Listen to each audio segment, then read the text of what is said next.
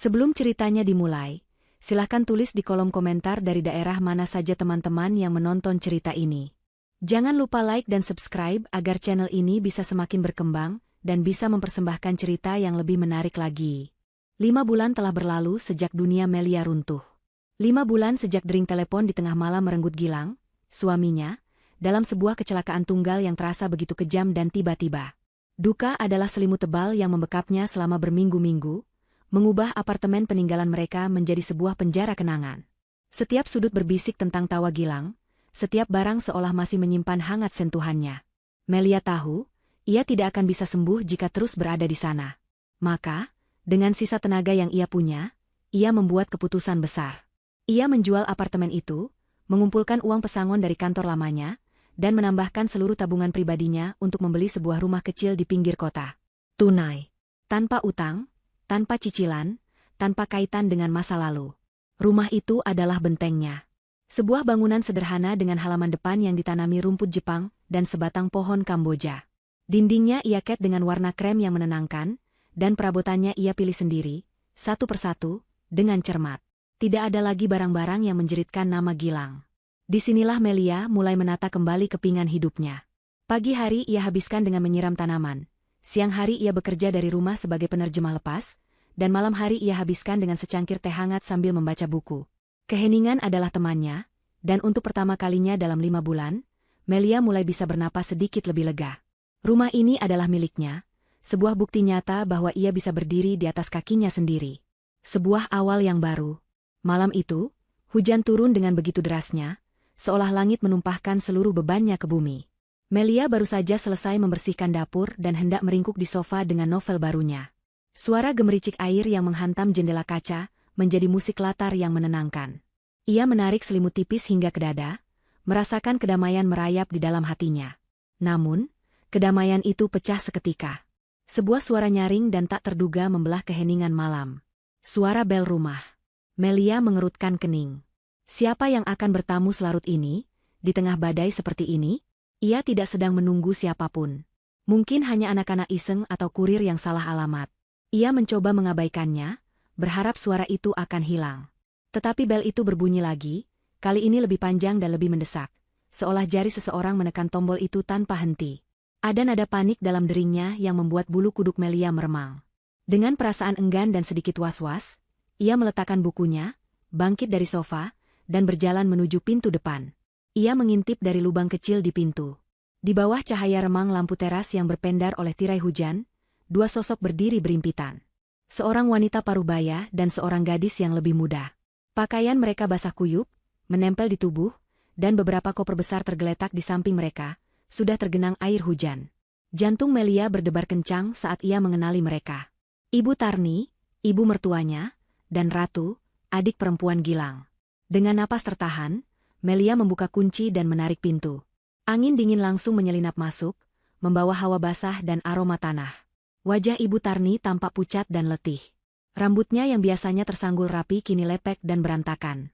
Ratu berdiri di belakangnya, wajahnya cemberut sambil memeluk tubuhnya sendiri yang kedinginan. Matanya menatap Melia dengan tatapan yang sulit diartikan. "Melia, nak," suara Ibu Tarni bergetar, entah karena kedinginan atau emosi. "Maafkan kami datang malam-malam begini. Bus kami mogok di jalan, ponsel kami mati semua." Melia masih terlalu terkejut untuk berkata-kata. Ia hanya bisa menatap mereka berdua, lalu ke koper-koper besar yang mereka bawa. Ini bukan kunjungan singkat. "Ibu, Ratu, ada apa?" Hanya itu yang berhasil keluar dari mulutnya. "Kami tidak bisa menghubungimu sama sekali. Kami khawatir sekali padamu. Sendirian di sini," lanjut Ibu Tarni, suaranya kini terdengar lebih mantap, seolah menemukan pijakan. Ia melangkah maju, memaksa Melia untuk mundur sedikit agar ia bisa masuk.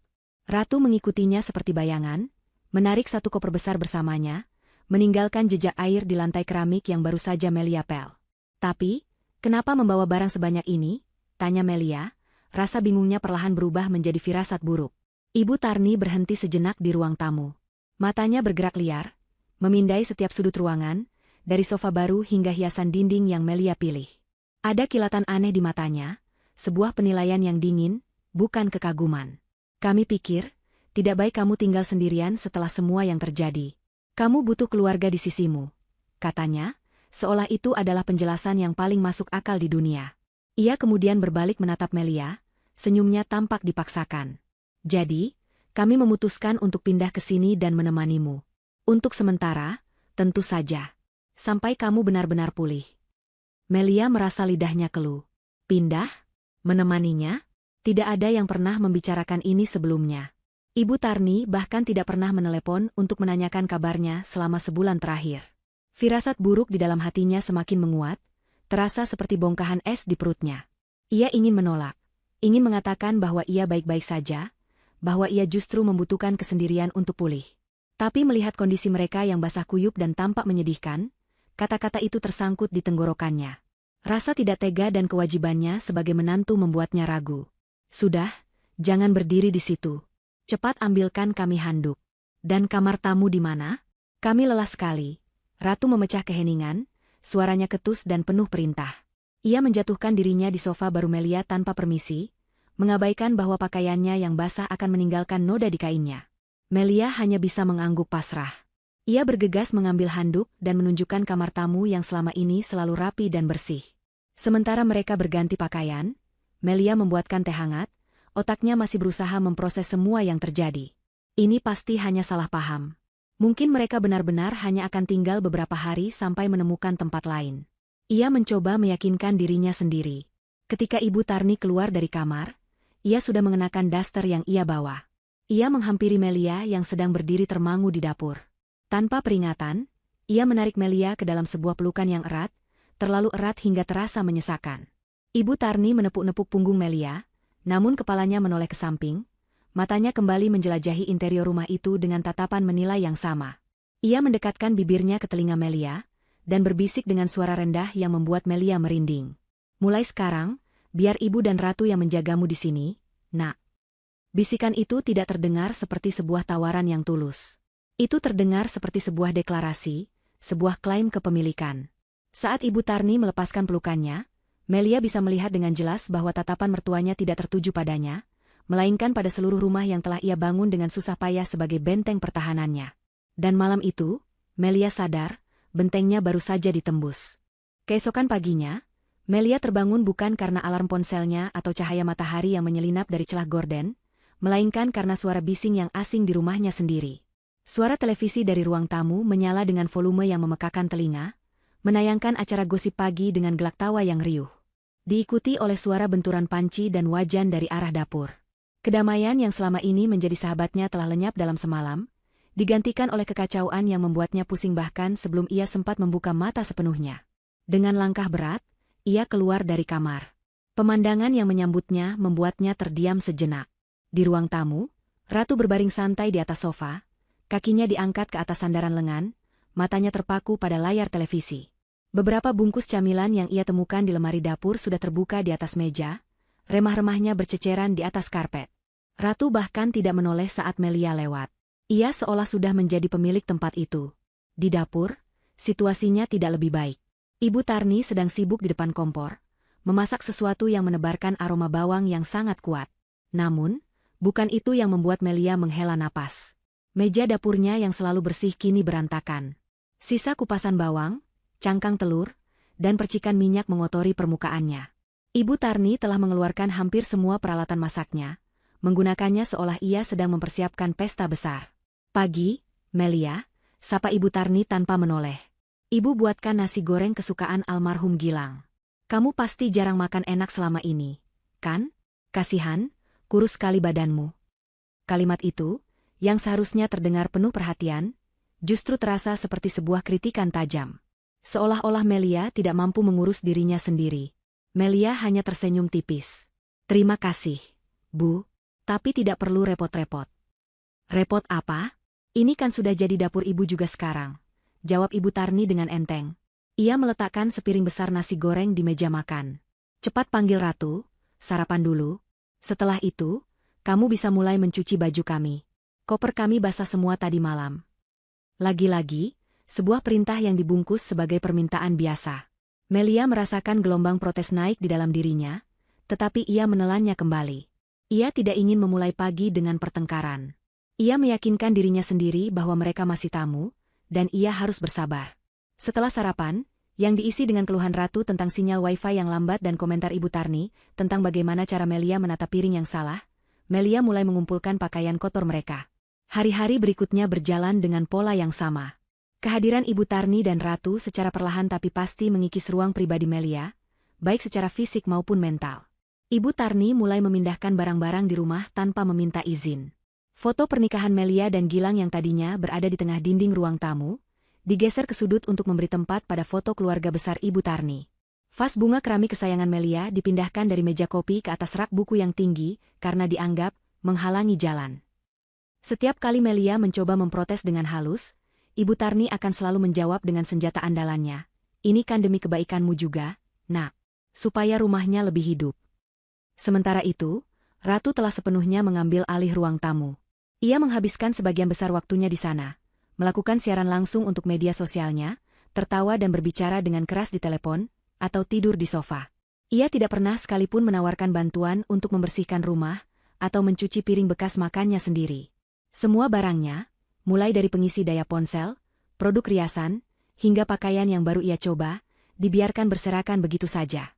Ia memperlakukan Melia bukan sebagai kakak ipar, melainkan sebagai asisten rumah tangga yang tidak dibayar. Suatu sore, Melia baru saja menyelesaikan pekerjaannya dan ingin beristirahat sejenak. Ia masuk ke kamar mandi untuk mencuci muka, namun ia terkejut saat menemukan botol-botol perawatan kulit mahalnya terbuka dan isinya berkurang drastis. Ia tahu pasti siapa pelakunya. Dengan napas dalam-dalam, ia menghampiri Ratu yang sedang asyik mengambil foto selfie di teras. "Ratu, apa kamu memakai krim malamku?" tanya Melia, berusaha menjaga suaranya tetap tenang. Ratu menoleh, sedikit terganggu. "Oh, iya, Kak. Aku coba sedikit tadi. Enak juga ya, mahal pasti. Besok aku pakai lagi, ya." "Tolong jangan dipakai lagi, Ratu. Krim itu resep dari dokter kulit, tidak cocok untuk semua orang," jelas Melia dengan sabar. Ratu tertawa meremehkan. "Halah, pelit banget sih, Kak. Cuma krim begitu saja. Lagi pula, apa gunanya pakai krim mahal-mahal kalau cuma di rumah terus? Kan tidak ada yang lihat." Melia terdiam, tidak tahu harus berkata apa lagi. Bukan masalah harga krimnya, tetapi masalah privasi dan rasa hormat yang sama sekali tidak ada. Ia merasa semakin terasing. Rumah yang seharusnya menjadi tempatnya berlindung kini terasa seperti wilayah pendudukan. Setiap hari adalah perjuangan untuk mempertahankan sedikit saja kendali atas hidupnya sendiri. Ia mencoba berbicara pada Ibu Tarni tentang perilaku Ratu. Berharap sebagai ibu, ia bisa menasihati putrinya. Namun, jawaban Ibu Tarni justru membuatnya semakin sakit hati. "Sudah, Melia. Maklumi saja, Ratu itu kan masih muda. Kamu sebagai kakaknya harus lebih banyak mengalah. Anggap saja ini cara kalian untuk jadi lebih akrab." Puncaknya terjadi pada suatu pagi di akhir minggu pertama mereka tinggal. Melia hendak menggunakan mesin cuci untuk mencuci pakaiannya. Namun, saat ia membuka tutupnya, mesin itu sudah penuh dengan pakaian. Pakaian Ibu Tarni dan Ratu. Melia menghela napas, memutuskan untuk menunggu giliran saja. Ia kembali ke kamarnya untuk membereskan beberapa hal. Beberapa jam kemudian, ia kembali ke ruang cuci, berharap mesinnya sudah kosong. Mesin itu memang sudah berhenti, tetapi semua pakaian basah masih teronggok di dalamnya. Saat itulah, Ibu Tarni muncul dari dapur sambil mengelap tangannya. "Oh, Melia. Ibu lihat kamu mau mencuci, ya? Sekalian saja jemurkan baju kami itu. Ibu mau lanjut memasak." Melia menatap tumpukan pakaian basah itu, lalu menatap ibu mertuanya. Ia sudah lelah mengalah. "Kenapa tidak dijemur sekalian tadi, Bu?" Ibu Tarni menatapnya dengan heran, seolah pertanyaan Melia adalah hal yang paling aneh ia dengar. "Loh, kan ada kamu. Buat apa ibu capek-capek menjemur kalau ada kamu yang bisa mengerjakan?" Saat itu, Melia benar-benar merasa seperti orang asing. Ia bukan lagi pemilik rumah, bukan lagi menantu yang dihormati, melainkan hanya sepasang tangan tambahan untuk melayani mereka. Ia berjalan ke pintu kamar mandinya untuk mengambil ember, dan di sanalah ia melihatnya. Tepat di depan pintu, tergeletak tumpukan baru pakaian kotor milik Ratu. Baju, celana, bahkan pakaian dalam, dilempar begitu saja di lantai, seolah itu adalah tempat sampah. Melia hanya berdiri mematung menatap tumpukan kain kotor itu. Di sebelahnya, Ibu Tarni berjalan mendekat dan melirik ke tumpukan yang sama. Lalu, dengan nada ringan tanpa rasa bersalah sedikitpun, ia menepuk bahu Melia. Nanti sekalian dicucikan ya, nak. Mesin cucimu bagus juga, pasti mahal. Kata-kata itu, terutama pujian tentang harga mesin cucinya, terasa seperti tamparan keras di wajah Melia. Mereka tidak hanya mengambil alih ruangannya, mereka juga menilai dan mengklaim barang-barangnya. Dalam keheningan ruang cuci yang lembab itu, sambil menatap pakaian kotor iparnya di lantai, Melia akhirnya mengerti. Ini bukan lagi kunjungan keluarga. Ini adalah sebuah invasi. Dan kesabarannya yang setipis benang, hampir putus. Suasana di rumah itu berubah dari tidak nyaman menjadi sangat mencekik. Melia merasa seperti berjalan di atas hamparan pecahan kaca setiap kali ia keluar dari kamarnya. Kesabarannya yang menipis membuatnya lebih waspada dan kurang toleran terhadap pelanggaran-pelanggaran kecil yang terus terjadi. Ia mulai menegur Ratu ketika musiknya terlalu keras, atau mengingatkan Ibu Tarni untuk membersihkan dapur setelah memasak. Tentu saja, tegurannya hanya dianggap angin lalu, bahkan dibalas dengan tatapan sinis atau gumaman tidak jelas. Rumah yang seharusnya menjadi tempat penyembuhan, kini menjadi medan perang dingin. Konflik terbesar berpusat di sekitar kamar. Ratu tidak pernah berhenti mengeluh tentang kamar tamu. Keluhannya selalu ia sampaikan kepada ibunya, namun dengan volume yang cukup keras agar Melia bisa mendengarnya dengan jelas dari ruangan lain. "Bu, panas sekali di kamar ini, jendelanya kecil," keluhnya suatu siang. "Cahayanya juga jelek, aku jadi tidak bisa bikin konten yang bagus. Kalau di kamar Kak Melia kan jendelanya besar, menghadap ke taman." Ibu Tarni akan menimpali dengan nada penuh simpati yang dibuat-buat. "Sabar ya, nak. Kasihan anak ibu satu-satunya harus tidur di kamar sempit begini. Padahal di rumah ini ada kamar yang lebih besar dan lebih bagus." Melia berusaha menutup telinga dari semua itu. Kamar tidurnya adalah satu-satunya ruang pribadi yang tersisa. Itu adalah benteng terakhirnya. Di sanalah ia bisa menangis tanpa ada yang melihat, membaca buku dalam ketenangan, dan merasakan sisa-sisa kedamaian yang belum direnggut darinya.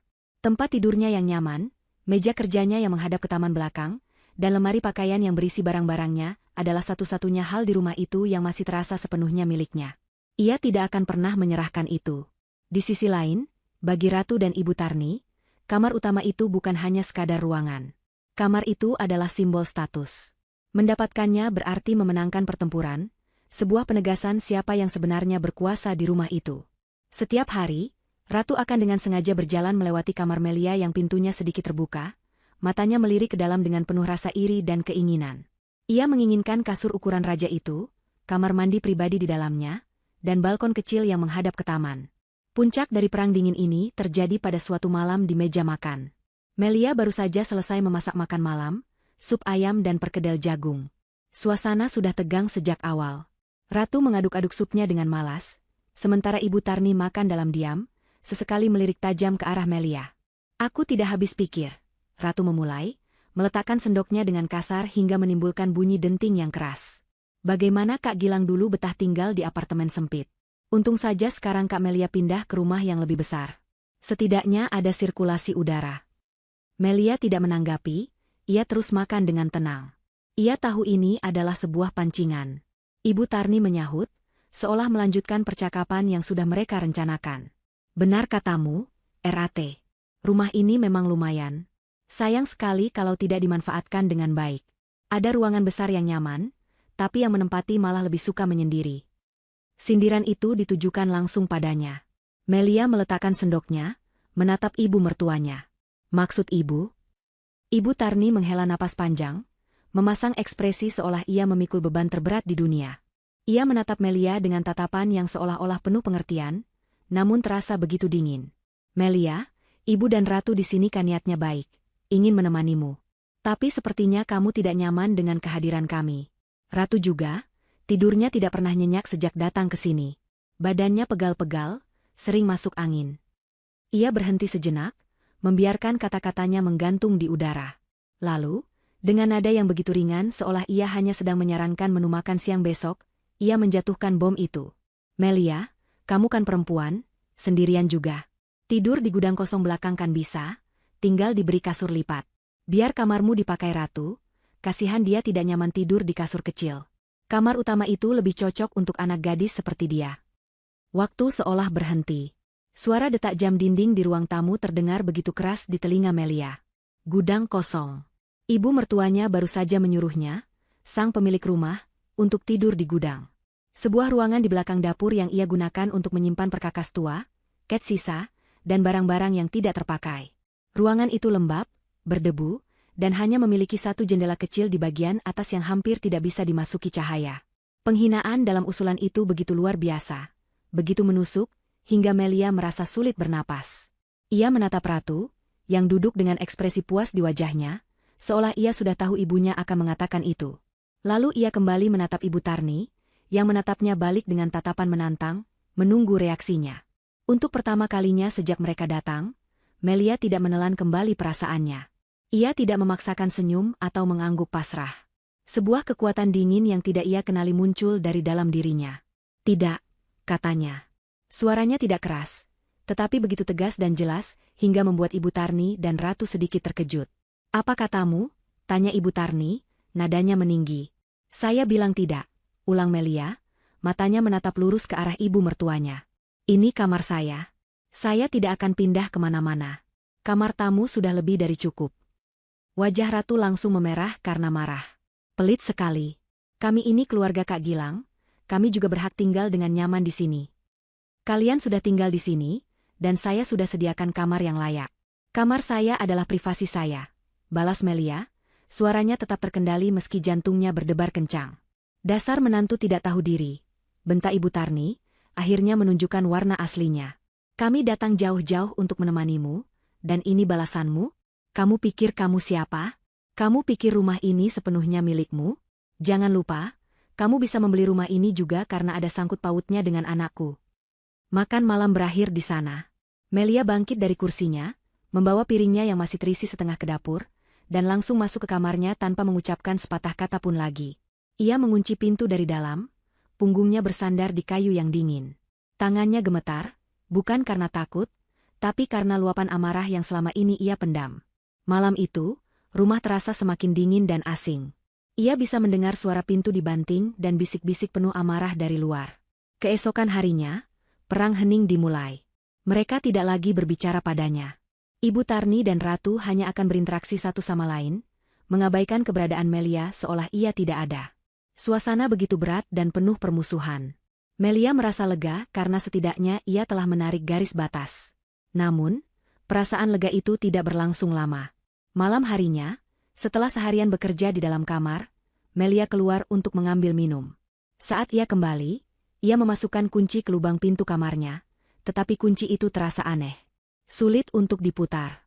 Ia mencoba beberapa kali, mendorong dan menarik pintu sedikit, hingga akhirnya kunci itu berhasil berputar dengan bunyi, klik, yang janggal. Jantungnya mulai berdebar tidak enak. Ia memeriksa kenop dan lubang kuncinya. Ada goresan-goresan tipis di sekitar lubang kunci, goresan baru yang belum pernah ada sebelumnya. Seperti bekas benda logam yang dipaksa masuk. Seseorang telah mencoba membuka paksa pintunya. Napasnya tercekat di tenggorokan. Ia berdiri diam di depan pintunya, seluruh tubuhnya menegang. Saat itulah, dari dalam kamar tamu yang pintunya tidak tertutup rapat, ia mendengar suara Ratu yang sedang berbicara di telepon. Iya, aku coba tadi pas dia di dapur, tapi susah kuncinya. Keras banget, kata Ratu dengan nada kesal. Ibuku bilang coba lagi besok. Tenang saja, Say. Sebentar lagi master bedroom ini jadi punyaku. Kalau sudah jadi kamarku, kalian semua boleh main ke sini. Kita bikin pesta. Darah serasa surut dari wajah Melia. Jadi ini bukan lagi sekadar permintaan. Ini adalah rencana. Mereka benar-benar berniat mengambil alih kamarnya dengan cara apapun. Rasa aman yang coba ia bangun di rumahnya sendiri, kini hancur berkeping-keping. Ia tidak lagi berhadapan dengan tamu yang tidak tahu diri, ia berhadapan dengan musuh yang tinggal di bawah atap yang sama. Sejak insiden percobaan pembobolan pintu kamarnya, Melia hidup dalam kewaspadaan penuh. Rumahnya tidak lagi terasa seperti rumah, melainkan sebuah wilayah sengketa di mana ia harus terus-menerus melindungi teritorinya. Setiap kali meninggalkan kamar, bahkan hanya untuk ke kamar mandi atau dapur, ia akan memastikan pintunya terkunci rapat. Kunci kamarnya kini selalu ada di dalam sakunya, terasa seperti sebuah jimat pelindung. Tidurnya tidak lagi nyenyak. Setiap suara derit lantai atau bunyi dari luar kamarnya di malam hari, akan membuatnya langsung terjaga dengan jantung berdebar. Perang hening antara dirinya dan kedua penghuni lain di rumah itu semakin menjadi-jadi. Ibu Tarni dan Ratu kini bahkan tidak berusaha menyembunyikan permusuhan mereka. Mereka akan sengaja membuat suara gaduh saat Melia sedang fokus bekerja, atau memasak makanan yang baunya sangat menyengat hingga memenuhi seluruh rumah. Mereka berkomunikasi dengan suara keras satu sama lain, seringkali menyisipkan kalimat-kalimat sindiran yang jelas-jelas ditujukan untuknya. Namun, Melia memilih untuk tidak terpancing. Amukannya di meja makan malam itu telah memberinya satu pelajaran penting. Konfrontasi langsung hanya akan menguras energinya dan tidak akan mengubah apapun. Mereka tidak akan pergi hanya karena ia marah. Ia sadar, ia harus lebih pintar dari mereka. Maka, ia mulai mengamati dan mendengarkan. Ia menjadi bayangan di rumahnya sendiri, bergerak tanpa suara, telinganya selalu waspada menangkap setiap potongan percakapan di antara ibu dan anak itu.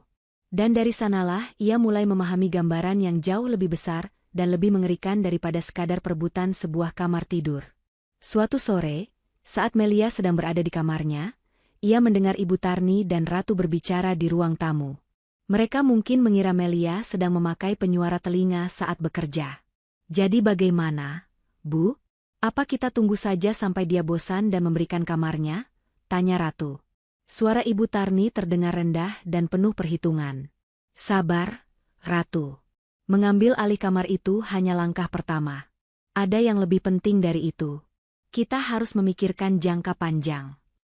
"Jangka panjang bagaimana?" "Rumah ini," kata Ibu Tarni, suaranya terdengar begitu jelas. "Rumah ini seharusnya menjadi hak kita. Hak keluarga Gilang. Bukan hanya miliknya seorang." Melia berhenti mengetik. Ia menahan napas, mendekatkan telinganya ke pintu. "Tapi kan dia yang beli, Bu? Pakai uangnya sendiri," katanya, sahut Ratu, terdengar ragu. "Uangnya dari mana? Dia bisa menabung sebanyak itu juga karena selama menikah dengan kakakmu, semua biaya hidupkan ditanggung Gilang. Uang gajinya utuh. Itu artinya, secara tidak langsung ini tetap harta bersama. Harta Gonogini," jelas Ibu Tarni dengan penuh percaya diri, seolah ia adalah seorang ahli hukum.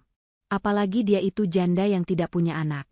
Menurut hukum adat, posisi ibu sebagai ibu kandung almarhum itu kuat. Seharusnya warisan anak ibu jatuhnya ke ibu, bukan ke istrinya sepenuhnya. Jantung Melia terasa seperti diremas. Jadi ini masalahnya. Bukan sekadar kamar, bukan sekadar ingin menemaninya. Ini tentang uang. Tentang harta. Tentang keserakahan yang tidak terbatas. Mereka sedang merencanakan untuk merebut rumahnya, satu-satunya aset berharga yang ia miliki, yang ia beli dengan keringat dan air matanya sendiri. Fakta bahwa ia membelinya 3 bulan setelah Gilang meninggal seolah tidak berarti apa-apa bagi mereka.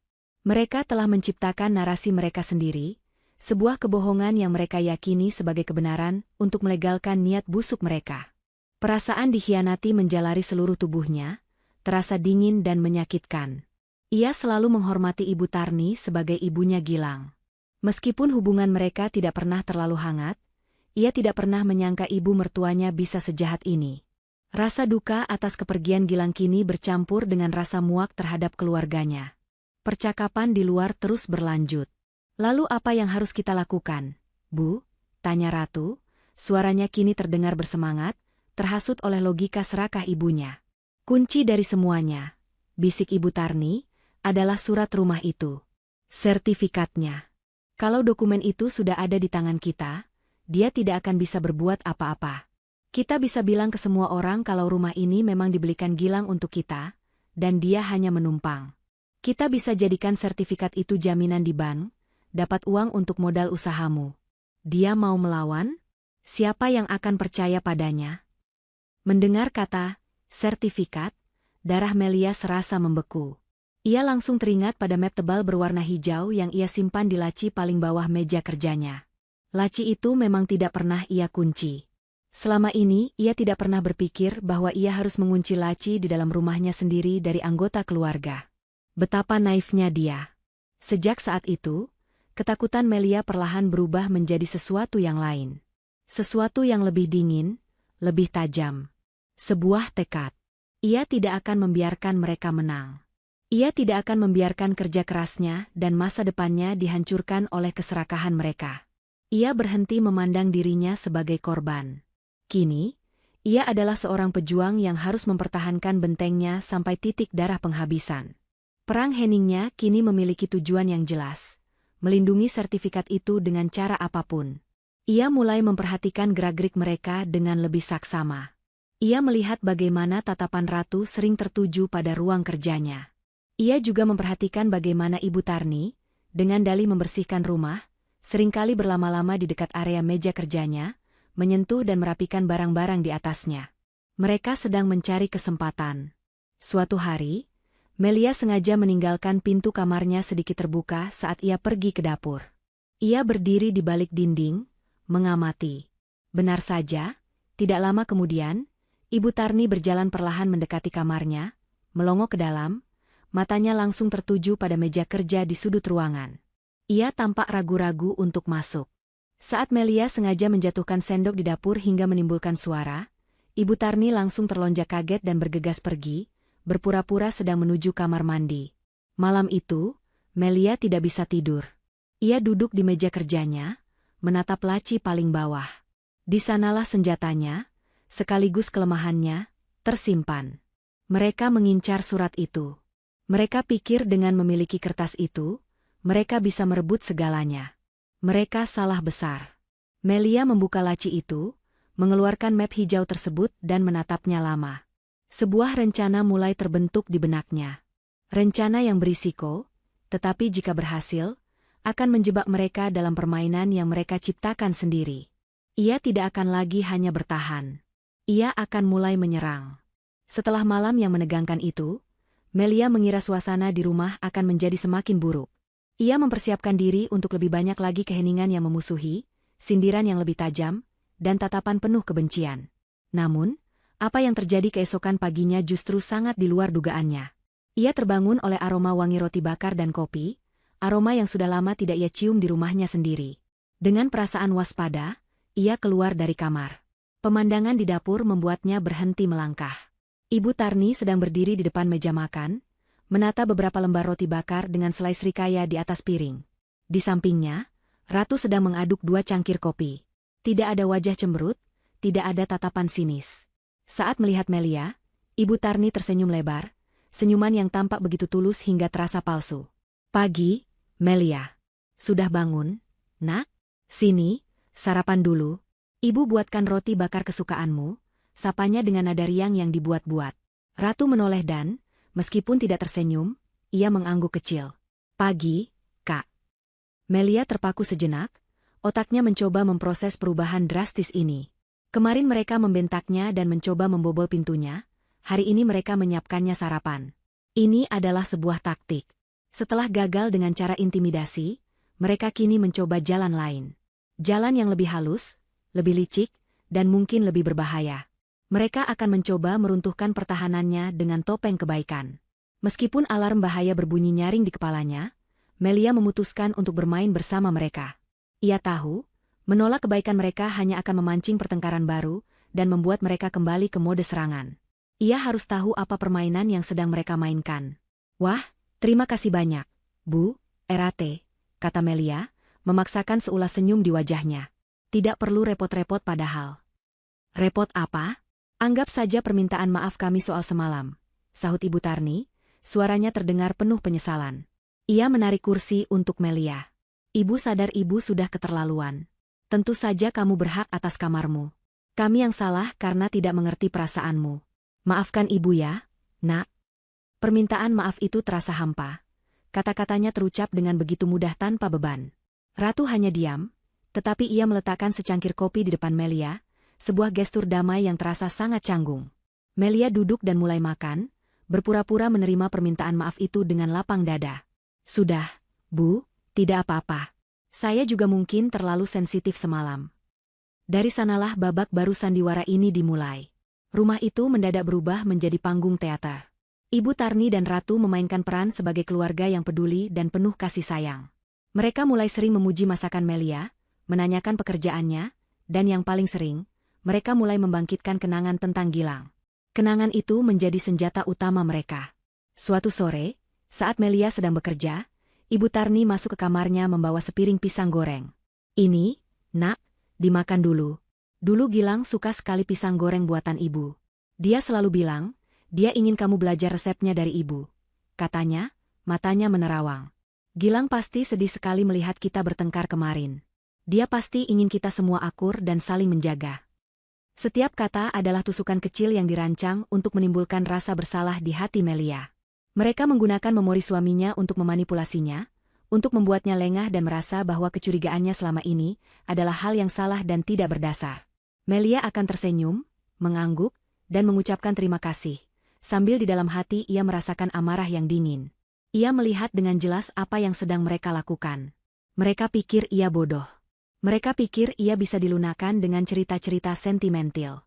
Ratu pun ikut dalam permainan ini, meskipun aktingnya tidak sebagus ibunya. Ia mulai memanggil Melia dengan sebutan, Kak Mel, dan sesekali menawarkan bantuan-bantuan kecil yang sebenarnya tidak berarti, seperti mengambilkan minum atau membawakan piring kotor ke dapur. Namun, di balik semua itu, matanya masih menyimpan kilat keserakahan yang sama. Puncak dari sandiwara mereka terjadi beberapa hari kemudian. Pagi itu, Ibu Tarni menghampiri Melia dengan wajah penuh semangat. Melia, lihat deh, kamarmu ini sepertinya butuh dibersihkan besar-besaran. Banyak debu di sudut-sudut. Kamu kan sibuk kerja terus, pasti tidak sempat. Biar ibu dan ratu yang bantu, ya? Sekalian kita tata ulang sedikit biar suasananya lebih segar. Inilah yang ditunggu-tunggu Melia. Tawaran, bantuan, ini adalah kuda Troya mereka. Ini adalah alasan yang mereka ciptakan untuk bisa masuk dan menggeledah satu-satunya area pribadi yang tersisa miliknya secara legal. Melia berpura-pura ragu sejenak. Apa tidak merepotkan, Bu? Tentu saja tidak. Kamu itu sudah seperti anak ibu sendiri. Ayo, kita kerjakan sama-sama, desak Ibu Tarni. Melia akhirnya setuju. Ia duduk di kursi kerjanya, menyalakan laptop dengan dalih harus menyelesaikan beberapa revisi, sementara matanya tidak pernah lepas dari gerak-gerik ibu dan anak itu. Ia sengaja membiarkan area di sekitar meja kerjanya sedikit berantakan, dengan tumpukan kertas dan buku-buku. Laci tempat ia menyimpan sertifikat itu seolah memanggil-manggil mereka. Ibu Tarni mulai dengan membersihkan jendela dan mengelap debu di rak buku. Ratu, dengan setengah hati, mulai menyapu lantai. Mereka bekerja sambil terus mengobrol, menciptakan suasana yang santai dan normal. Namun, Melia bisa merasakan ketegangan di bawah permukaan. Ia melihat bagaimana arah sapu Ratu selalu menuju ke dekat meja kerjanya.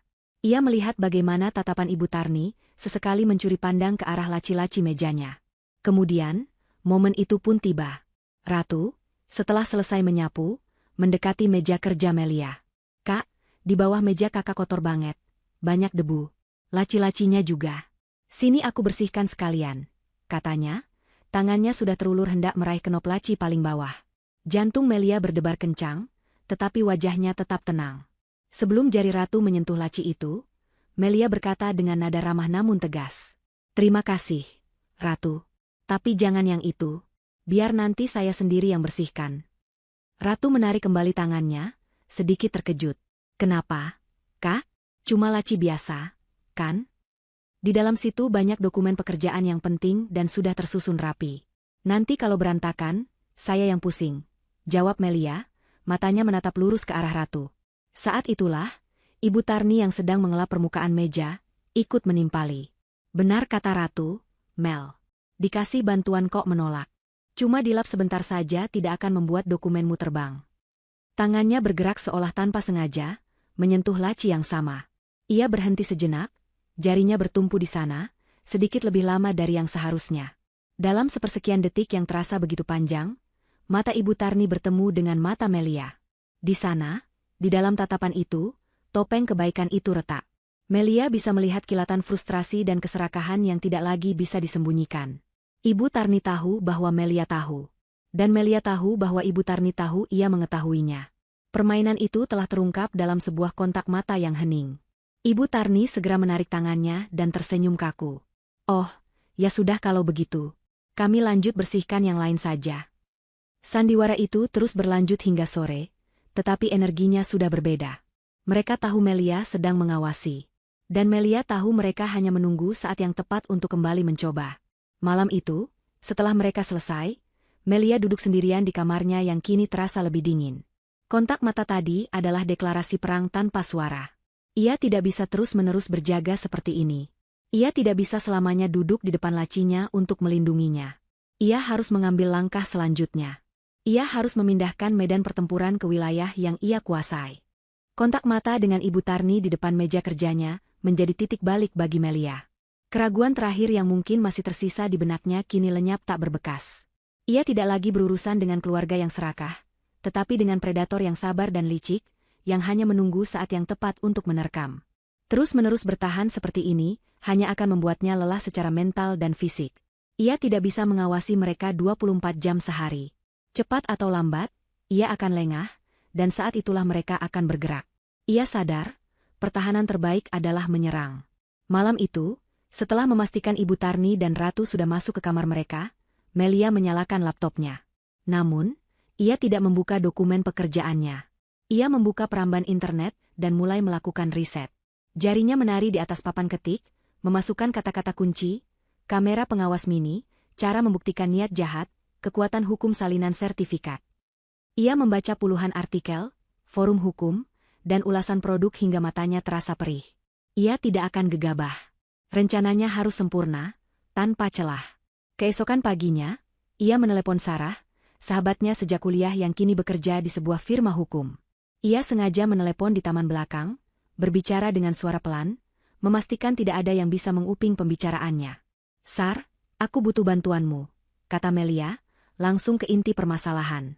Ia menceritakan semuanya, dari kedatangan mereka yang tiba-tiba, invasi perlahan, hingga puncaknya pada bisik-bisik soal hak waris dan upaya mereka untuk mencari sertifikat rumahnya. Di seberang telepon, Sarah mendengarkan dengan saksama. "Mel, ini gila," katanya setelah Melia selesai bercerita. "Ini bukan lagi masalah keluarga, ini sudah masuk ranah percobaan penipuan. Kamu harus sangat hati-hati. Itulah kenapa aku meneleponmu. Aku punya sebuah rencana, tapi aku butuh nasihat hukum darimu. Apa yang harus aku lakukan?" "Pertama dan yang paling utama, amankan asetmu," kata Sarah dengan tegas. "Sertifikat asli itu tidak boleh ada di rumah. Sama sekali. Kamu harus menyimpannya di tempat yang paling aman, seperti safe deposit box di bank." "Lalu bagaimana cara menjebak mereka?" tanya Melia. "Kamu butuh bukti yang tidak bisa disangkal. Rekaman video dan audio adalah yang terbaik. Jika kamu bisa merekam mereka saat mengambil dokumen yang mereka kira asli, dan merekam percakapan mereka tentang rencana mereka untuk menggunakan dokumen itu, posisimu akan sangat kuat," jelas Sarah. "Buat salinan sertifikatmu yang sudah dilegalisir di notaris. Kelihatannya akan sangat mirip dengan yang asli. Gunakan itu sebagai umpan. Setelah mereka mengambilnya dan kamu punya rekamannya, barulah kita bisa bertindak." Nasihat dari Sarah memantapkan rencana Melia. Ia kini memiliki peta jalan yang jelas. Hari itu juga, ia mengatakan pada Ibu Tarni dan Ratu, bahwa ia harus pergi ke pusat kota untuk bertemu dengan klien penting. Itu adalah kebohongan pertamanya yang terencana. Tujuan sebenarnya adalah notaris dan bank. Di kantor notaris, ia menjelaskan situasinya secara singkat. Dengan bantuan staf di sana, ia berhasil mendapatkan beberapa rangkap salinan sertifikat rumahnya yang telah dilegalisir, lengkap dengan stempel dan tanda tangan yang membuatnya tampak sangat resmi. Dari sana, ia langsung menuju bank tempat ia menyimpan tabungannya. Ia menyewa sebuah safe deposit box kecil. Rasanya aneh sekaligus melegakan saat ia memasukkan map hijau berisi sertifikat asli yang berharga itu ke dalam kotak logam yang dingin. Ia memutar kuncinya 2 kali. Saat pintu baja tebal dari ruang brankas itu ditutup dengan bunyi yang berat dan mantap, sebagian besar beban di pundaknya terasa terangkat. Asetnya, masa depannya, kini aman. Langkah selanjutnya adalah bagian yang paling menegangkan, pengawasan. Dalam perjalanan pulang, ia mampir ke sebuah toko elektronik dan membeli 3 buah kamera pengawas mini. Bentuknya beragam, satu menyerupai pengisi daya USB, satu lagi seperti pena digital, dan yang terakhir tersembunyi di dalam sebuah jam meja digital kecil. Malam itu, ia menunggu hingga lewat tengah malam. Suara dengkuran halus dari kamar tamu menandakan bahwa kedua musuhnya sudah terlelap. Dengan jantung berdebar kencang, ia mulai memasang jebakannya. Ia bergerak dalam kegelapan, hanya diterangi oleh layar ponselnya. Kamera berbentuk pengisi daya USB, ia colokkan di stop kontak dekat meja kerjanya. Posisinya mengarah langsung ke laci target. Kamera pena ia selipkan di antara tumpukan alat tulis di atas meja. Dan yang terakhir, jam meja digital, ia letakkan di rak buku yang menghadap ke seluruh ruangan. Ia menguji koneksinya ke ponselnya, memastikan setiap sudut yang penting terekam dengan jelas. Keringat dingin membasahi pelipisnya. Setiap suara derit kecil di rumah membuatnya membeku. Setelah semua kamera terpasang dan berfungsi, ia mengambil salah satu salinan sertifikat yang sudah dilegalisir. Ia sengaja membuatnya sedikit lecek agar tidak tampak terlalu baru, lalu memasukkannya ke dalam map hijau yang sama persis dengan map aslinya. Dengan tangan yang sedikit gemetar, ia meletakkan umpan itu kembali ke dalam laci paling bawah meja kerjanya. Laci itu tidak ia kunci. Keesokan harinya adalah hari pertunjukan. Saat sarapan, Melia memasang wajah sedikit murung. "Bu, Erate," katanya, suaranya diatur agar terdengar sedih. "Tadi malam ibu saya telepon. Katanya ayah kurang sehat. Sepertinya saya harus pulang ke rumah orang tua saya selama 2 atau 3 hari untuk melihat keadaan ayah." Ibu Tarni langsung memasang wajah penuh simpati. "Oh ya, ampun. Tentu saja, Nak. Kamu harus pergi. Jangan khawatirkan rumah ini, ada ibu dan ratu yang jaga." Di balik matanya, Melia bisa melihat sebuah kilatan kemenangan. Ratu pun ikut menimpali. "Iya, Kak. Pergi saja. Salam buat ayah ya, semoga cepat sembuh." Akting mereka nyaris sempurna. Dan Melia membalasnya dengan akting yang tidak kalah meyakinkan. Ia mengemasi sebuah tas kecil dengan beberapa helai pakaian, wajahnya terus menunjukkan ekspresi khawatir. Siang itu, ia memesan taksi. Sebelum pergi, ia memeluk Ibu Tarni. "Saya titip rumah ya, Bu." "Pasti, Nak. Hati-hati di jalan," kata Ibu Tarni, menepuk punggungnya. Saat Melia masuk ke dalam taksi dan mobil itu mulai menjauh dari rumahnya, ia tidak menoleh ke belakang. Ia mengeluarkan ponselnya, membuka aplikasi yang terhubung dengan kamera-kamera tersembunyi itu. Jantungnya berdebar kencang. Ia melihat, melalui layar kecil di tangannya, Ibu Tarni dan Ratu masih berdiri di depan pintu, melambai padanya. Namun begitu taksi berbelok di ujung jalan, senyum di wajah mereka lenyap. Mereka saling pandang, dan sebuah seringai penuh kemenangan terbit di wajah mereka berdua sebelum mereka bergegas masuk kembali ke dalam rumah. Umpan telah dilempar. Jebakan telah dipasang. Kini, ia hanya perlu menunggu. Taksi yang membawa Melia melaju membelah sisa-sisa hujan. Ia tidak menuju ke stasiun atau terminal bus yang akan membawanya ke rumah orang tuanya. Rencananya tidak sesederhana itu. Ia tidak mungkin bisa tenang di rumah orang tuanya, terlalu jauh dari pusat kendali. Sebaliknya, ia meminta sopir untuk mengantarnya ke sebuah apartemen sewa harian yang sudah ia pesan secara daring. Letaknya hanya beberapa kilometer dari rumahnya. Sebuah markas sementara yang bersih, anonim, dan memiliki koneksi internet yang kencang. Itu saja yang ia butuhkan. Begitu masuk ke dalam unit apartemen yang dingin dan berbau pengharum ruangan, ia tidak membuang waktu untuk membongkar tasnya. Ia langsung duduk di sofa, menyambungkan ponselnya ke pengisi daya, dan membuka aplikasi kamera pengawas. Matanya terpaku pada layar kecil itu, jantungnya berdebar seperti genderang perang. Jendela apartemen di hadapannya menampilkan pemandangan kota yang sibuk, tetapi dunia Melia saat itu menyempit menjadi 3 kotak video kecil di genggamannya. 3 sudut pandang yang akan menjadi saksi bisu atas kejahatan yang akan terjadi. Di layar, ia melihat Ibu Tarni dan Ratu menutup pintu depan setelah kepergiannya. Seringai kemenangan yang ia lihat sekilas tadi kini terpampang jelas di wajah mereka. Ratu bahkan melakukan tarian kecil yang konyol. Akhirnya dia pergi juga. "Aku sudah tidak tahan harus bersandiwara baik di depannya," seru Ratu, suaranya terdengar sedikit redam melalui mikrofon kamera. "SST, jangan keras-keras." "Sabar," desis Ibu Tarni, meskipun matanya berkilat penuh antisipasi. "Kita jangan terburu-buru. Biar aman, kita tunggu 1 jam lagi. Pastikan dia sudah benar-benar jauh. Sekarang, kita masak makan siang dulu. Kita harus terlihat normal." Melia mengamati dengan napas tertahan. Ibunya benar-benar licik. Mereka melanjutkan aktivitas seolah tidak ada apa-apa. Mereka memasak, makan sambil menonton televisi, bahkan Ratu sempat melakukan siaran langsung di media sosialnya, menunjukkan kegiatan santai di rumah kakak ipar. Semua itu adalah alibi yang mereka bangun. Melia memaksa dirinya untuk tetap tenang. Ia membuat secangkir teh, mondar-mandir di ruangan apartemen yang terasa asing, namun matanya tidak pernah lepas dari layar ponsel lebih dari beberapa detik. Setiap menit terasa seperti 1 jam. Akhirnya, setelah hampir 2 jam berlalu, momen itu tiba. Ibu Tarni mematikan televisi. Ia bertukar pandang dengan Ratu. Sebuah anggukan kecil, sebuah sinyal. Mereka bangkit serempak dan berjalan menuju kamar Melia. Jantung Melia terasa seperti berhenti berdetak. Kamera di rak buku yang berbentuk jam digital menangkap gambar mereka saat memasuki ruangan. Mereka tidak langsung menuju meja. Sekali lagi, sebuah sandiwara kecil untuk diri mereka sendiri. Ratu membuka lemari pakaian Melia, jemarinya menyentuh kain-kain baju dengan tatapan iri. Lihat, Bu, bajunya bagus-bagus. Pasti mahal semua. Nanti kalau kita sudah punya uang, kamu bisa beli yang lebih bagus dari ini, jawab Ibu Tarni.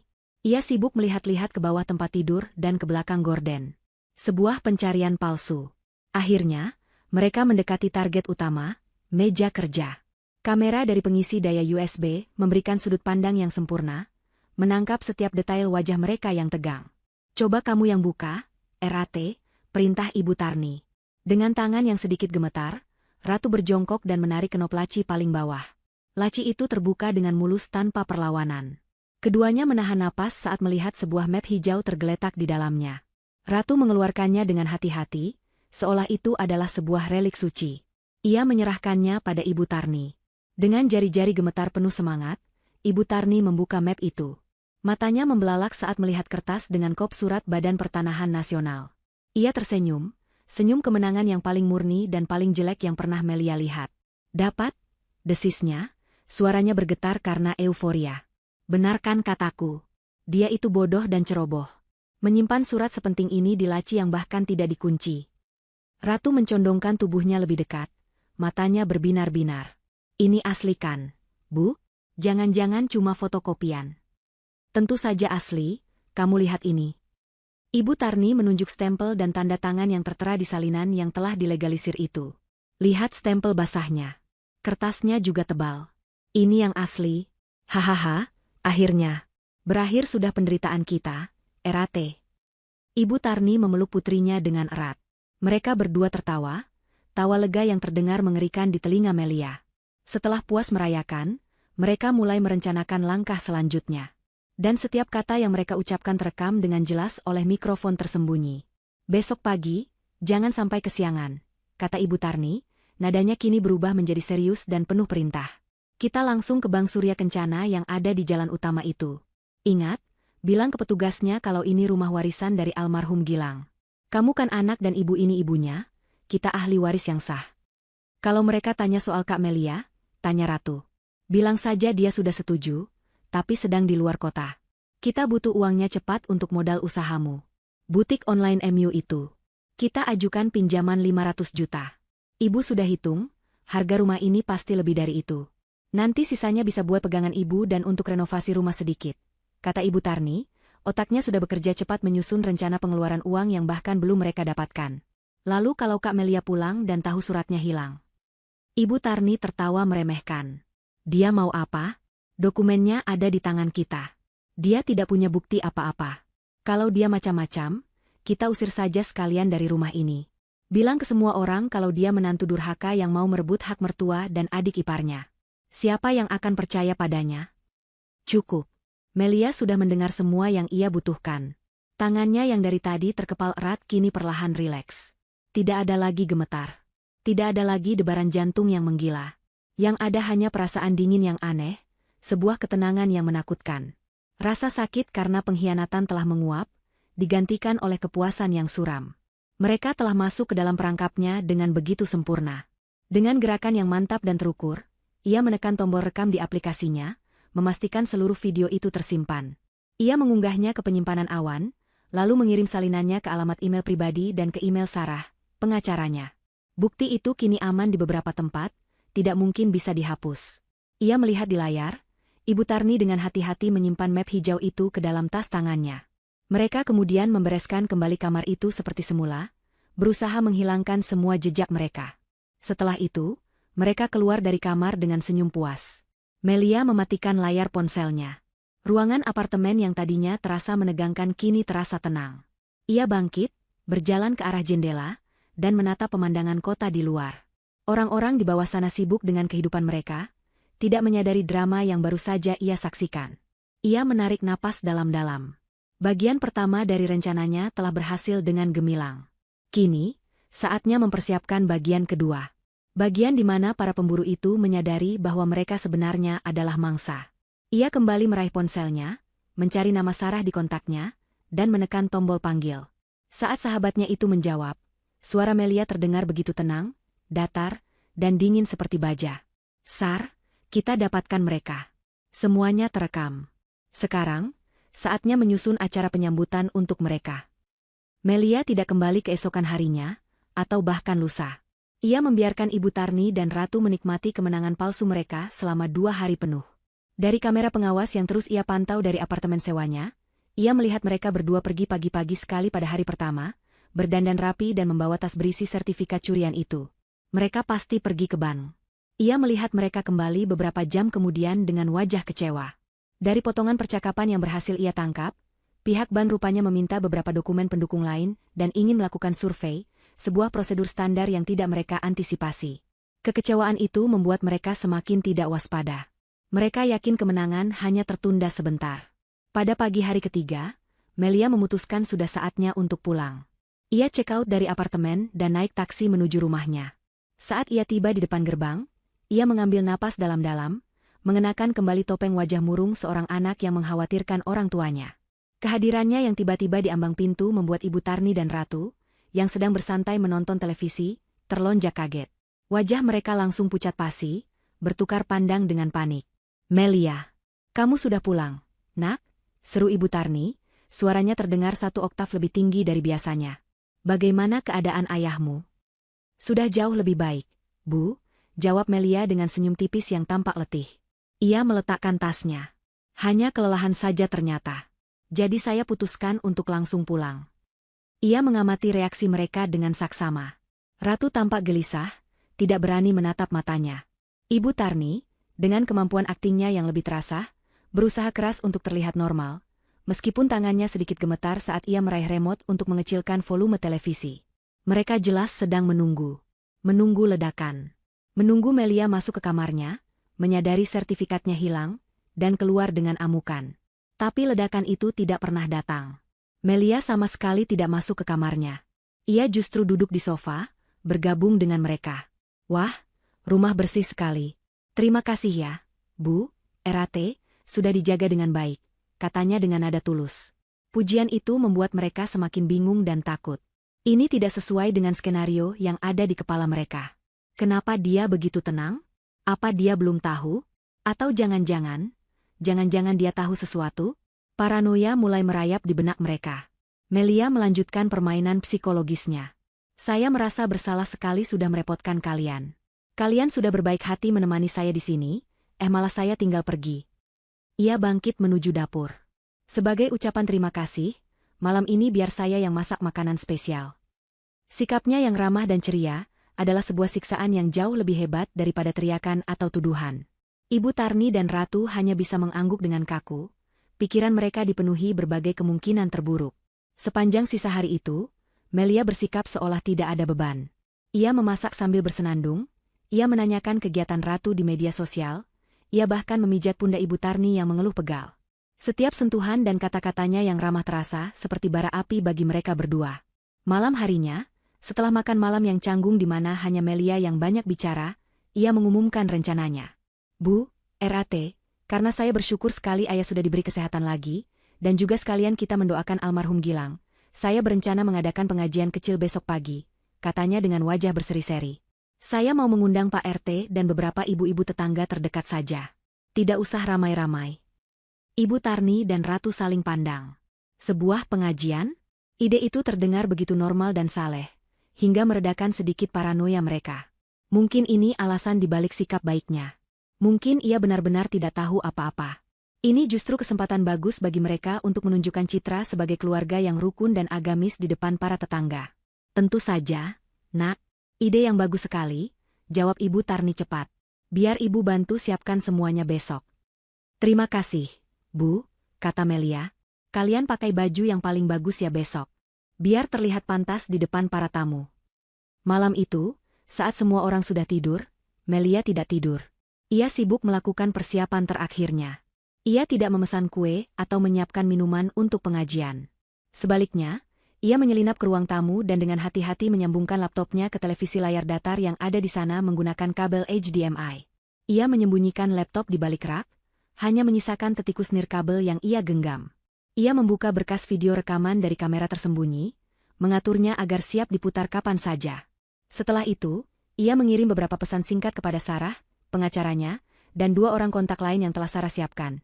Manajer dari Bank Surya Kencana dan seorang petugas polisi yang merupakan teman lama Sarah. Semuanya telah dikonfirmasi. Panggung telah siap. Keesokan paginya, suasana rumah terasa berbeda. Ada antisipasi yang aneh di udara. Ibu Tarni dan Ratu sudah bangun pagi-pagi, mengenakan gamis terbaik mereka dan wajah yang telah dipoles riasan. Mereka sibuk menata kursi di ruang tamu, tersenyum manis pada Melia, sepenuhnya yakin bahwa mereka akan menjadi bintang dalam acara pagi itu. Pukul 9, para tamu mulai berdatangan. Pak RT datang pertama, diikuti oleh Ibu RW dan 3 orang ibu-ibu pengajian lainnya. Mereka semua menyalami Melia, Ibu Tarni, dan Ratu dengan hangat. Melia menyambut mereka dengan senyum tenang, sementara kedua antagonis itu sibuk tebar pesona, menunjukkan betapa mereka adalah keluarga yang harmonis. Mereka merasa aman. Mereka merasa menang. Mereka sama sekali tidak tahu bahwa mereka sebenarnya adalah domba yang sedang digiring ke panggung pembantaian. Saat semua tamu telah duduk dengan nyaman, Melia berdiri di depan. Ruangan menjadi hening, semua orang menunggunya untuk memulai acara. Ibu Tarni dan Ratu duduk paling depan, memasang ekspresi paling saleh yang bisa mereka buat. Mereka menatap Melia, menantunya yang mereka anggap bodoh, dengan senyum tipis di bibir. Mereka tidak tahu bahwa senyum itu akan menjadi senyum terakhir mereka untuk waktu yang sangat, sangat lama. Ledakan yang selama ini tertunda, akhirnya hanya tinggal hitungan detik. Melia berdiri di tengah ruang tamu yang hening. Semua mata tertuju padanya. Wajah-wajah tetangganya menunjukkan ekspresi simpati dan rasa ingin tahu, sementara di barisan paling depan, Ibu Tarni dan Ratu memasang wajah paling saleh. Bibir mereka bergerak-gerak seolah sedang merapal doa dalam hati. Mereka mengira acara ini adalah tentang mereka, tentang citra mereka sebagai keluarga yang penyayang. Mereka sama sekali tidak siap dengan apa yang akan terjadi selanjutnya. Assalamualaikum warahmatullahi wabarakatuh. Melia memulai, suaranya terdengar jelas dan mantap, memenuhi ruangan. Bapak-bapak, ibu-ibu sekalian, terima kasih banyak sudah bersedia meluangkan waktu untuk hadir di rumah saya pagi ini. Ia berhenti sejenak. Matanya menyapu seluruh ruangan sebelum akhirnya berhenti dan menatap lurus ke arah ibu mertua dan adik iparnya. Seperti yang saya sampaikan sebelumnya, acara ini saya adakan sebagai rasa syukur atas kesehatan ayah saya, dan tentu saja, untuk mengirim doa bagi almarhum suami saya, Gilang. Ibu Tarni mengangguk-angguk dengan hikmat, senyum tipis tersungging di bibirnya. Ia tampak begitu bangga. Namun, lanjut Melia, dan nada suaranya sedikit berubah, menjadi lebih tajam dan lebih serius. Ada hal lain yang ingin saya sampaikan pada kesempatan ini. Sesuatu yang saya rasa perlu diketahui oleh Anda semua sebagai tetangga terdekat saya. Sesuatu tentang arti sebuah keluarga, tentang kepercayaan, dan tentang bagaimana sebuah niat baik bisa disalahgunakan untuk sebuah kejahatan yang terencana. Suasana di ruangan itu langsung berubah. Para tamu saling berpandangan, bingung. Senyum di wajah Ibu Tarni membeku, dan Ratu mulai tampak gelisah di kursinya. Mereka bisa merasakan arah pembicaraan ini berbelok ke jalur yang tidak mereka inginkan. Apa maksudmu, Melia? Tanya Ibu Tarni, berusaha terdengar bingung, meskipun ada nada panik dalam suaranya. Kenapa berbicara seperti itu di acara pengajian? Melia tidak menjawabnya. Sebaliknya, ia mengambil tetikus nirkabel yang tersembunyi di balik vas bunga di meja. Dengan satu klik, televisi layar datar besar di dinding yang tadinya menampilkan layar hitam, kini menyala. Ruangan itu seketika diterangi oleh cahaya dari layar. Namun, yang muncul bukanlah rangkaian foto kenangan almarhum Gilang atau ayat-ayat suci. Yang muncul adalah rekaman video dari sudut tinggi rak buku di kamar Melia. Seluruh ruangan hening. Para tamu mencondongkan tubuh mereka ke depan, mata mereka terpaku pada layar. Di layar, mereka melihat dengan jelas sosok Ibu Tarni dan Ratu yang sedang menyelinap masuk ke dalam kamar. Video itu bisu pada awalnya, hanya menunjukkan gerak-gerik mereka yang mencurigakan, menggeledah seisi ruangan sebelum akhirnya mendekati meja kerja. Wajah Ibu Tarni dan Ratu berubah menjadi seputih kertas. Keringat dingin mulai membasahi dahi mereka. Melia, apa-apaan ini? Matikan, desis Ibu Tarni, suaranya bergetar hebat. Tetapi Melia tidak bergerak. Ia justru menekan tombol lain di tetikusnya, dan kini, suara dari video itu terdengar dengan jernih di seluruh ruangan. Para tamu bisa mendengar dengan telinga mereka sendiri, setiap kata yang diucapkan oleh ibu dan anak itu. Dapat. Suara kemenangan Ibu Tarni menggema. Benarkan kataku. Dia itu bodoh dan ceroboh. Gaspalan kaget terdengar dari barisan ibu-ibu pengajian. Pak RT yang tadinya duduk santai, kini duduk tegak dengan wajah mengeras. Di layar, adegan terus berlanjut. Percakapan mereka tentang memalsukan niat di bank, rencana untuk menggadaikan sertifikat, jumlah uang 500 juta yang mereka incar, hingga kalimat terakhir yang paling mengerikan dari Ibu Tarni. Kalau dia macam-macam, kita usir saja sekalian dari rumah ini. Saat video itu berakhir dan layar kembali menjadi hitam, keheningan yang tercipta terasa begitu berat dan memekakan telinga. Semua topeng telah terbuka. Semua sandiwara telah berakhir. Ibu Tarni dan Ratu duduk membeku, terhina di hadapan semua orang yang tadinya mereka coba kelabui. Wajah-wajah tetangga yang tadinya menatap mereka dengan ramah, kini berubah menjadi tatapan penuh jijik, amarah, dan penghinaan. Ini fitnah. Ibu Tarni akhirnya berhasil menemukan suaranya, berteriak dengan histeris. Ia bangkit dari kursinya, jarinya menunjuk ke arah Melia. Video itu rekayasa. Dia menjebak kami. Dia menantu tidak tahu berterima kasih. Ratu ikut menangis, mencoba membangun simpati.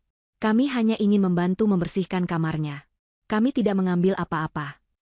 Namun, tidak ada seorang pun yang percaya. Bukti itu terlalu nyata, terlalu telak. Melia tetap tenang di tengah kekacauan itu. Ia berjalan ke sebuah lemari kecil, membukanya, dan mengeluarkan map hijau yang menjadi barang bukti utama. Ia pasti telah mengambilnya kembali dari tas Ibu Tarni saat mereka lengah tadi pagi. Ia mengangkat map itu tinggi-tinggi. Ini adalah dokumen yang mereka ambil dari laci saya, yang terekam dengan jelas di video tadi, katanya dengan suara yang lantang. Ia kemudian menatap Pak RT. Dan perlu saya jelaskan kepada Bapak dan Ibu semua, dokumen ini adalah salinan yang sudah saya siapkan. Saya melakukan ini karena saya sudah tahu niat busuk mereka. Ia menarik napas dalam-dalam sebelum melepaskan pukulan terakhirnya. Rumah ini, 100% saya beli dengan uang hasil kerja keras saya sendiri. 3 bulan setelah suami saya meninggal dunia.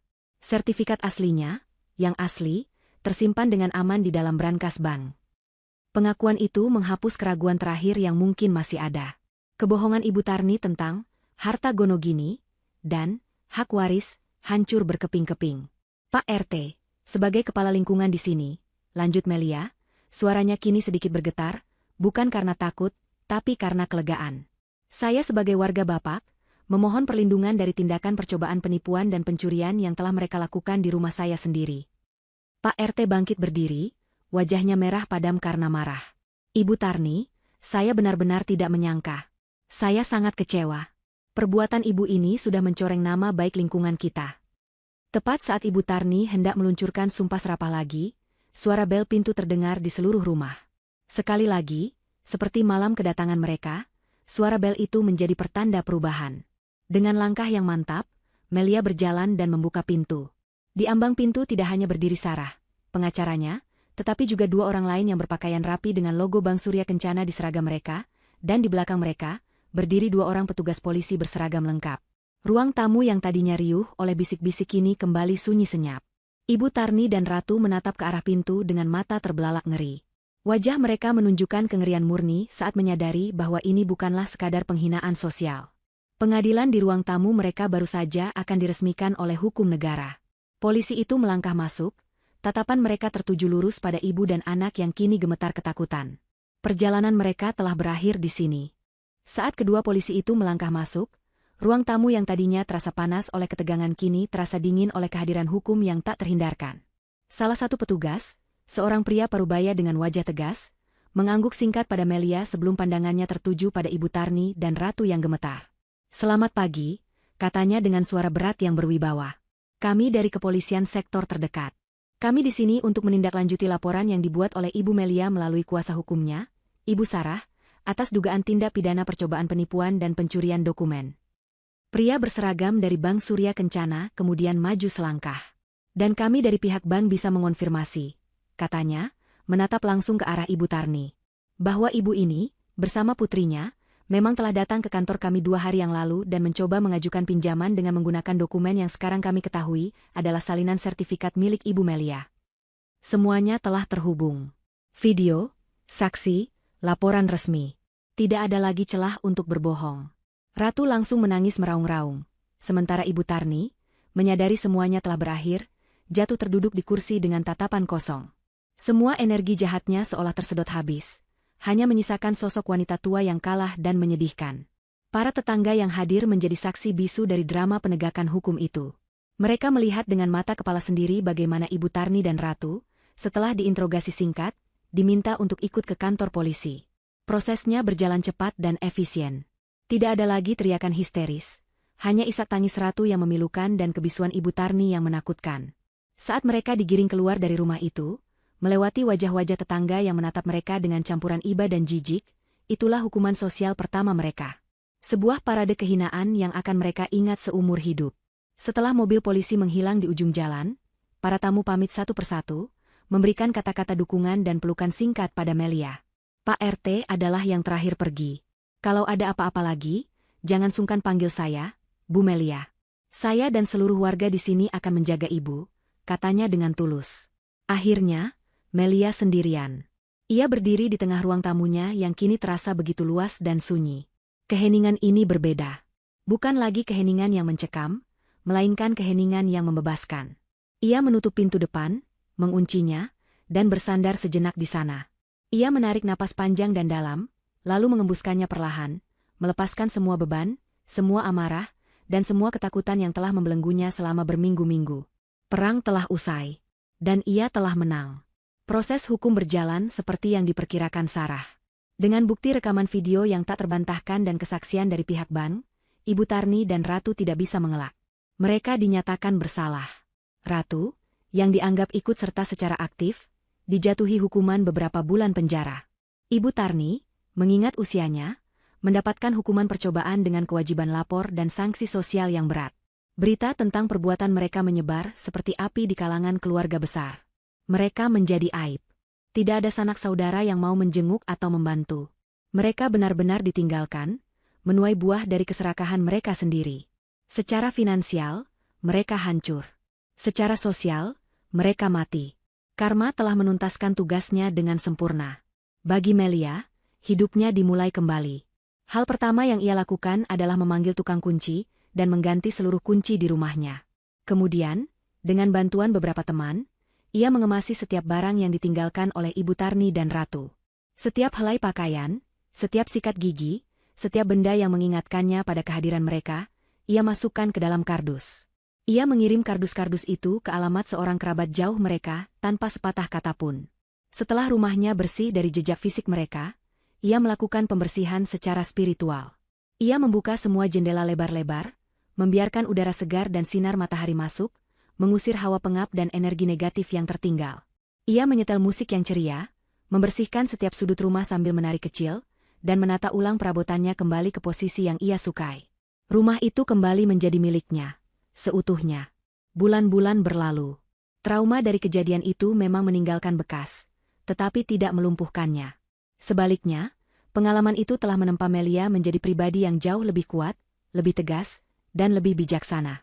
Ia tidak lagi ragu untuk berkata, tidak, dan ia belajar untuk mempercayai intuisinya. Pekerjaannya sebagai penerjemah lepas semakin sukses. Ia mulai kembali bersosialisasi dengan teman-temannya, tertawa lepas tanpa beban. Ia bahkan mengadopsi seekor kucing kecil berwarna oranye yang ia beri nama Mentari, yang kini menjadi teman setianya di rumah yang damai itu. Suatu pagi yang cerah, 6 bulan setelah pengadilan di ruang tamunya, Melia duduk di balkon kamarnya. Balkon kecil yang sama, yang dulu begitu didambakan oleh Ratu.